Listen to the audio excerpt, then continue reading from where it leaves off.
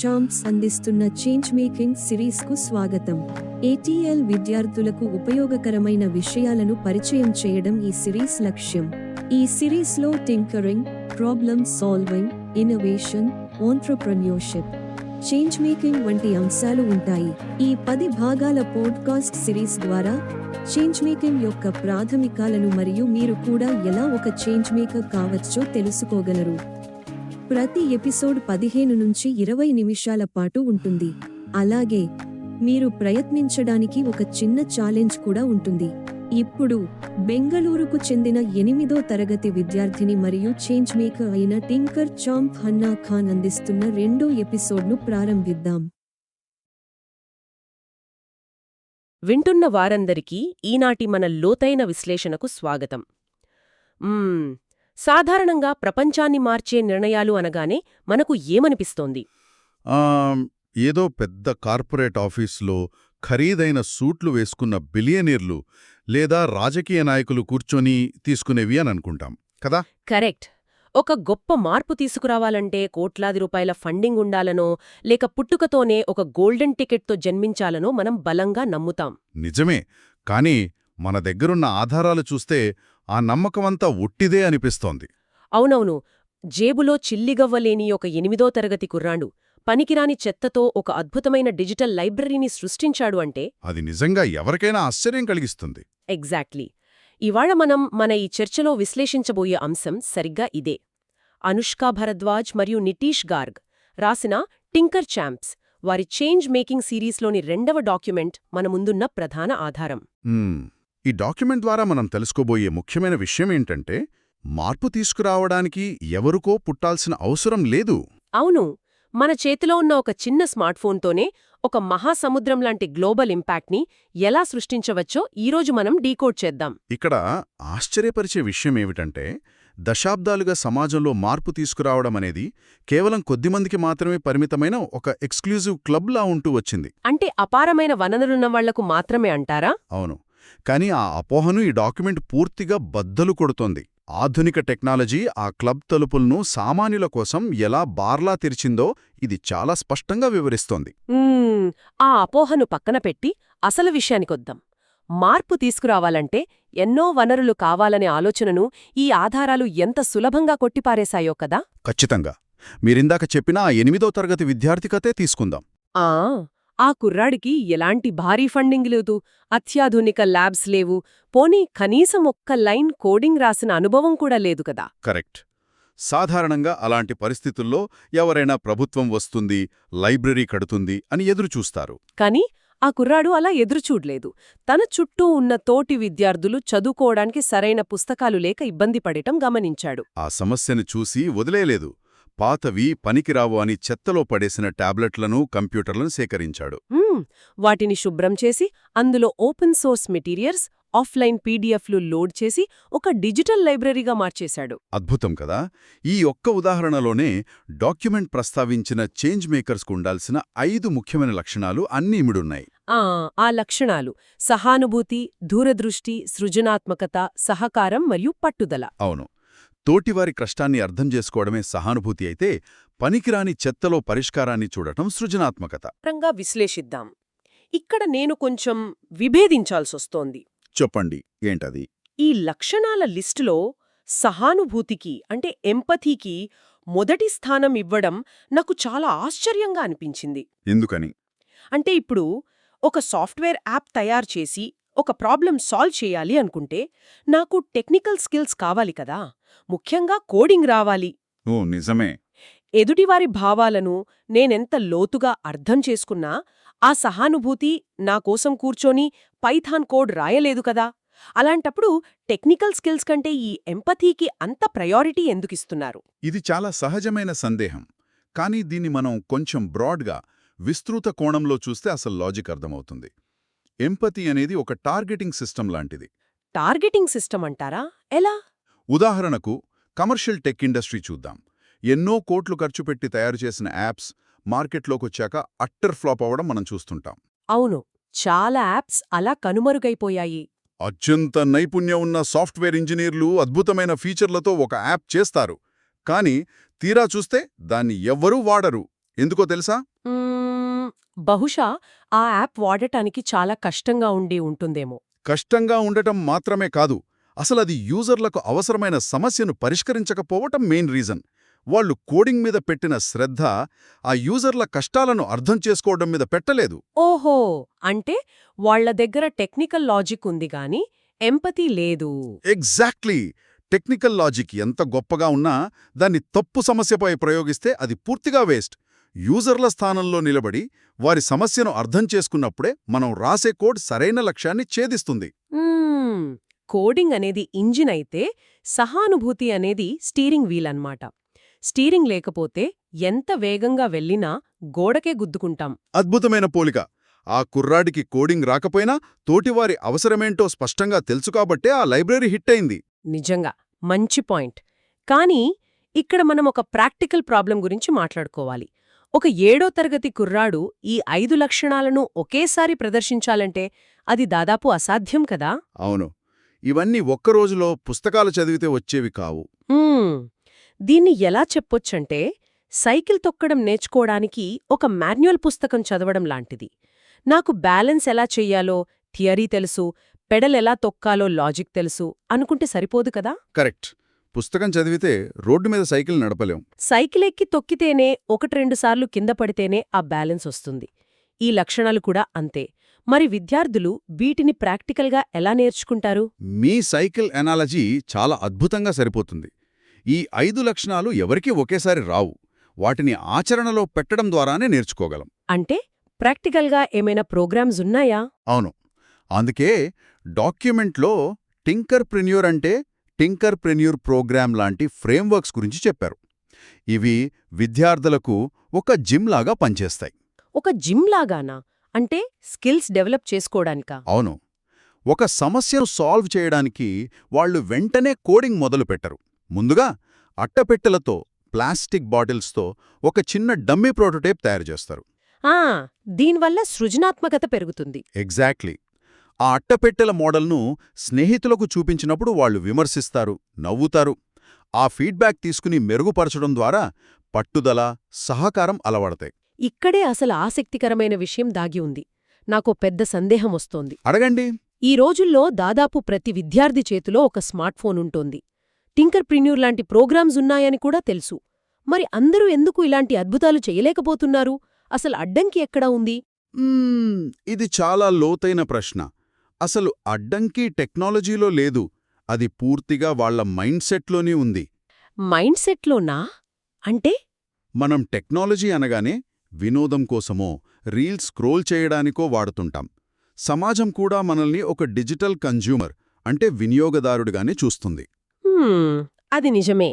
Mobile అంటే entertainment అనే feeling వచ్చేసింది కదా. ఆ ఫ్రేమ్ నుండి బయటకు రావాలి. ఈ యాప్ నేను ఎలా వాడాలి అనే ఆలోచన నుండి ఒక సమస్యను పరిష్కరించడానికి నేనే ఒక యాప్ ఎలా సృష్టిస్తాను అనే క్రియేటర్ ఆలోచనకు మారాలి. అంటే గంటల తరబడి ఆన్లైన్ గేమ్స్ ఆడే పిల్లలందరూ ఆ సమయాన్ని వృధా చేస్తున్నట్లేనా? డాక్యుమెంట్ దీని గురించి ఏమంటోంది? ఇక్కడే డాక్యుమెంట్ ఒక కొత్త కోణాన్ని పరిచయం చేసింది. అదే డిజిటల్ ఎంపతి. ఆన్లైన్ గేమ్స్ ఆడే పిల్లలు సమయం వృధా చేయడం లేదు. వాళ్లకు తెలియకుండానే ఒక గ్లోబల్ నెట్వర్క్ను నిర్మిస్తున్నారు. గ్లోబల్ నెట్వర్కా? గేమ్స్ ఆడుతూనా? అవును. ఉదాహరణకు డిస్కార్డ్ లాంటి ప్లాట్ఫామ్స్లో ఒక భారతీయ విద్యార్థి బ్రెజిల్ లేదా జపాన్లోని విద్యార్థితో కలిసి ఆడుతుంటాడు. ఇద్దరికీ ఒకే భాష రాకపోయినా ఒకరికొకరు సహకరించుకుంటారు. ఆ సహకారాన్నే ఇందాక మనం అనుకున్న 5 లక్షణాల్లో ఒకటైన కొలాబరేషన్ అనుకోవచ్చు కదా. కరెక్ట్. ఆ పరిచయాలను కేవలం ఆటలకే పరిమితం చెయ్యకుండా వాస్తవ ప్రపంచ సమస్యల వైపు మళ్లిస్తే ఎలా ఉంటుందో ఊహించండి. అదే డిజిటల్ ఎంపతి. కన్జ్యూమర్ నుండి క్రియేటర్గా మారడం బావుంది. కాని ఇక్కడ ఇప్పుడున్న ఒక భయం గురించి మాట్లాడాలి. ఏంటది? ఆర్టిఫిషియల్ ఇంటెలిజెన్స్ గురించా? ఎగ్జాక్ట్లీ. నేను కష్టపడి కోడింగ్ నేర్చుకొని ఒక యాప్ చేద్దామనుకునే లోపు ఏఐ క్షణాల్లో కోడ్ రాసేస్తోంది. అవును, చాలామందికి ఈ భయం ఉంది. రోబోలు మన ఉద్యోగాలను లాగేసుకుంటాయా, ఇంక మనమెందుకు కష్టపడాలి అనే నైరాశ్యం రావడం సహజం కదా. దీనికి డాక్యుమెంట్ ఏమంటోంది? డాక్యుమెంట్లో ఏఐని ఒక శత్రువులా కాకుండా ఒక అల్ట్రాఫాస్ట్ రీసెర్చ్ అసిస్టెంట్గా వివరిస్తున్నారు. అసిస్టెంట్ లాగానా? అవును, ఒక 8వ తరగతి కుర్రాడికి 100 మంది అత్యుత్తమ డేటా అనలిస్టులను అసిస్టెంట్లుగా ఇస్తే ఎలా ఉంటుందో ఊహించండి. ఏ సమాచారం కావాలన్నా క్షణాల్లో ఇస్తారు. ఏఐ చేసేది సరిగ్గా అదే. కరెక్ట్. డేటాను విశ్లేషించడం లాంటి రొటీన్ పనులను ఏఐకి అప్పదిస్తే మనుషులుగా మనం చేయాల్సిన అసలైన పనులపై మనం దృష్టి పెట్టవచ్చు. అసలైన పనులు అంటే ఏంటి? ఒక అల్గరిథంకు బాధపడటం తెలీదు కదా. ఏ సమస్యను పరిష్కరించాలో నిర్ణయించడం మెషీన్స్కి రాదు.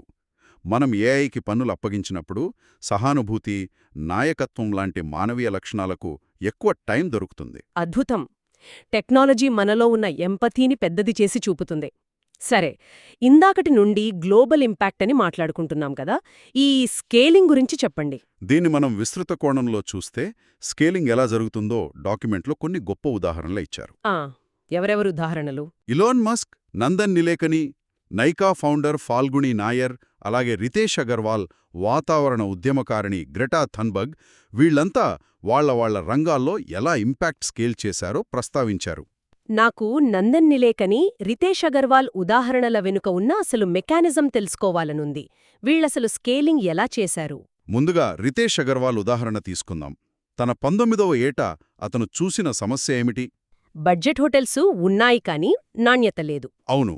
దానికతను వెంటనే వేల కోట్లు అప్పుచేసి సొంతంగా 100 కొత్త హోటల్స్ కట్టలేదు. బదులుగా ఉన్న హోటల్స్లోనే ఏసీ, వైఫై లాంటి కొన్ని స్టాండర్డ్స్ నిర్దేశించి వాటన్నింటినీ ఒకే యాప్ కిందకు తెచ్చాడు. ఓహో, అంటే భౌతికంగా హోటల్స్ కట్టకుండా ఒక ప్లాట్ఫామ్ ద్వారా కస్టమర్లకు నమ్మకాన్ని స్కేల్ చేశాడన్నమాట. ఎగ్జాక్ట్లీ. టెక్నాలజీతో నమ్మకాన్ని పెంచడం. ఇక నందన్ నిలేకని గారి ఆధార్ ప్రాజెక్ట్ వెనుక ఉన్న మెకానిజం కూడా ఇదే. ఆధార్ అంటే డిజిటల్ ఐడెంటిటీ కదా? అవును. కోట్లాది మందికి ప్రభుత్వ పథకాలు అందకపోవడానికి కారణం డబ్బు లేకపోవడం కాదు, సరైన గుర్తింపు కార్డు లేకపోవడం. ఆయన ఇంటింటికి వెళ్లి రేషన్ పంపిణీ చేయలేదు. బదులుగా బయోమెట్రిక్ ఆధారిత డిజిటల్ వంతెన నిర్మించారు. అవును. ఒక్కసారి ఆ వంతెన నిర్మించాక ఏ సేవనైనా ఆ వంతెన మీద నుండి కోట్లాది మందికి స్కేల్ చేయడం సాధ్యమైంది. టెక్నాలజీ ఇక్కడ డిస్ట్రిబ్యూషన్ నెట్వర్క్లా పనిచేసింది. ఇవి చాలా పెద్ద స్థాయిలో జరిగిన మార్పులు. కానీ ఈ డాక్యుమెంట్లో నాకు బాగా కనెక్ట్ అయినవి కొన్ని చిన్న లోకల్ ఉదాహరణలున్నాయి. ఏంటవి? ఒక విద్యార్థి రైతులను మరియు రెస్టారెంట్ కొనుగోలుదారులను కలిపే ఒక సాధారణ వాట్సాప్ గ్రూప్ క్రియేట్ చేశాడు. అందులో యాప్ డెవలప్మెంట్ లేదు, కానీ రైతులు సరైన ధర పొందేలా ఆ చిన్న గ్రూప్ ఎంత అద్భుతంగా పనిచేసింది. అవును కదా. సింపుల్ టెక్నాలజీ, కాని ఇంపాక్ట్ పెద్దది. అలాగే బడిలో పిల్లల హాజరును ట్రాక్ చేసే ఒక చిన్న ఎక్సెల్ షీట్. ఒక విద్యార్థి 2 రోజులు రాకపోతే ఆ ఎక్సెల్ షీట్ ఫార్ములా టీచర్కు అలర్ట్ పంపుతుంది. దానివల్ల ఆ పిల్లాడు డ్రాపౌట్ కాకుండా ఆపగలిగారు. చాలా పవర్ఫుల్ ఇది. చూడ్డానికిదొక చిన్న ఎక్సెల్ ఫార్ములానే కావచ్చు, కానీ ఆధార్ కార్డ్ వ్యవస్థకైనా ఈ ఎక్సెల్ షీట్కైనా ఆలోచనా విధానం ఒకటే అనిపిస్తుంది కదూ? 100% సమస్య స్థాయి వేరు కావచ్చు, కానీ ఆలోచనా విధానం ఒక్కటే. అయితే ఇక్కడ మనం ఇంకో విషయం మాట్లాడుకోవాలి. చెప్పండి. ఈ ఉదాహరణలన్నీ వింటుంటే ఎవరో ఒక మేధావి చీకటి గదిలో ఒంటరిగా కూర్చొని ఆవిష్కరణలు చేసేస్తున్నట్లు అనిపిస్తోంది. కానీ ఆ ఆలోచన ఇక కనుమరుగైపోయింది. అంటే ఒంటరిగా ఎవ్వరూ సాధించలేరు అంటారా? అవును. ఆధునిక ఆవిష్కరణలన్నీ ఒక టీమ్ స్పోర్ట్ లాంటివి. ఒకరు డిజైన్ చేస్తే మరొకరు కోడ్ రాస్తారు. అందుకే ఓపెన్ సోర్స్ బ్లూ ప్రింట్స్ మరియు హ్యాకథాన్లు, అంటే ఆవిష్కరణల మ్యారథాన్లు అంత ఫేమస్ అయ్యాయి. కాబట్టి వీటన్నిటి అర్థమేమిటి? ఇక్కడ నేనొక వాస్తవాన్ని మీ ముందు ఉంచాలనుకుంటున్నాను. విద్యార్థులు ఏదైనా లాంచ్ చేయడానికి ముందే ఫెయిల్ అవుతామేమో లేదా యాప్ క్రాష్ అవుతుందేమో అని భయపడతారు కదా? ఇది చాలా వ్యాలిడ్ పాయింట్. మన విద్యా వ్యవస్థలో ఫెయిల్ అయితే మార్కులు పోతాయి, భవిష్యత్తు నాశనమవుతుందేమో అనే భయం ఉంటుంది. మరి అలాంటి మైండ్ సెట్తో వాళ్లు ఎలా అడుగు ముందుకు వేస్తారు? మన విద్యా వ్యవస్థ ఫెయిల్యూర్ను శిక్షిస్తుంది, అది నిజమే. కానీ ఇన్నోవేషన్ ప్రపంచంలో ఫెయిల్యూర్ అనేది కేవలం ఒక డేటా మాత్రమే. కేవలం డేటానా? ఎలా? ఇక్కడే టెక్నాలజీ ఒక సమాంతర ప్రపంచాన్ని సృష్టించింది. గిట్హబ్ లాంటి ప్లాట్ఫామ్స్లో మీరు రాసిన కోడ్లో తప్పుంటే ఎవ్వరూ మిమ్మల్ని శిక్షించరు. వేరే వాళ్ళొచ్చి ఆ తప్పును సరిదిద్దుకోవడానికి సలహా ఇస్తారు. కరెక్ట్. ఒక యాప్లో బటన్స్ చిన్నగా ఉంటే అది అపజయం కాదు, రేపు పెద్దగా మార్చడానికి ఉపయోగపడే ఉచిత ఫీడ్బ్యాక్. మీ యాప్ క్రాష్ అయితే మీరు కొత్తగా ఏదో ట్రై చేస్తున్నారు అనర్థం. అంటే విద్యా వ్యవస్థలోని భయాన్ని పోగొట్టడానికి ఈ కమ్యూనిటీలు ఒక సేఫ్ స్పేస్ లాగా పనిచేస్తాయన్నమాట. అవును. అందుకే పర్సనల్ బ్రాండింగ్ అంటే లింక్డ్ఇన్ లాంటి వాటిలో మన వైఫల్యాలను పంచుకోవడం గొప్పలు చెప్పుకోవడానికి కాదు. అది మన తప్పులను సరిదిద్దే మెంటార్లను, భాగస్వాములను ఆకర్షించే ఒక మెగాఫోన్ లాంటిది. అబ్బా, మెగాఫోన్ లా మన వైఫల్యాలను వాడుకోవడం గ్రేట్. దీనివల్ల మనం పంచుకునే ప్రతి చిన్న ఫీడ్బ్యాక్ రేపటి తరాలకు ఉపయోగపడుతుంది. దీన్నే డాక్యుమెంట్లో లెగసీ థింకింగ్ అని పిలుస్తున్నారు. మన తప్పుల నుండి భావితరాలు పాఠాలు నేర్చుకుంటాయి. వావ్! ఈ అనాలిసిస్ ద్వారా చేంజ్ మేకింగ్ వెనుక ఉన్న అసలు ఫిలాసఫీ ఏంటో చాలా స్పష్టంగా అర్థమైంది. అవును, చాలా విషయాలు కవర్ చేశాం. ముగింపుగా రచయితలు ఇచ్చిన ఒక 3 దశల ఛాలెంజ్ను సారాంశంగా చెప్పుకోవచ్చు. మొదటిది, మీ చుట్టూ ఉన్న ఒక వాస్తవిక సమస్యను గుర్తించండి. రెండవది, దాన్ని సాల్వ్ చేయడానికి టెక్నాలజీని వాడండి. మూడవది, ఆ పరిష్కారం పర్ఫెక్ట్గా లేకపోయినా వెంటనే దాన్ని లాంచ్ చేయండి. ఎందుకంటే పర్ఫెక్షన్ కంటే యాక్షన్ చాలా ముఖ్యం. ఇది నిజంగా ఒక ముఖ్యమైన ప్రశ్నను లేవనెత్తుతుంది. ఇదంతా చూస్తుంటే చేంజ్ మేకర్స్ పుట్టుకతో రారు, వాళ్ళు చేసే పనుల వల్ల, నేర్చుకునే విధానం వల్లే తయారవుతారు అని అర్థమవుతోంది. కరెక్ట్. ఏ తరగతి గదిలో ఉన్న సాధారణ విద్యార్థి అయినా తదుపరి గొప్ప ఆవిష్కర్త కావచ్చు. ఖచ్చితంగా కావచ్చు. చివరగా, వింటున్న వారందరి కోసం ఒక ఆలోచనాత్మకమైన ప్రశ్న. టెక్నాలజీ ఇంతగా మారిపోయింది కదా, రేపటి తరం ఏఐ లాంటి టూల్స్ అసలు కమ్యూనిటీ సమస్యలు రాకముందే వాటిని ఎలా పసిగడతాయి? ఆలోచించాల్సిన విషయమే. ఒకవేళ మనం చేసే పనిలో ఫెయిల్ అయ్యే అవకాశమే లేదని తెలిస్తే, ఈరోజు మీరు ఏ సమస్యను పరిష్కరించడానికి మీ మొదటి అడుగు ముందుకు వేస్తారు? ఆలోచించండి. చాలా మంచి ప్రశ్న. దీనితో ఈనాటి మన ఈ లోతైన విశ్లేషణను ముగిస్తున్నాం. మరొక అద్భుతమైన అంశంతో మళ్ళీ కలుద్దాం.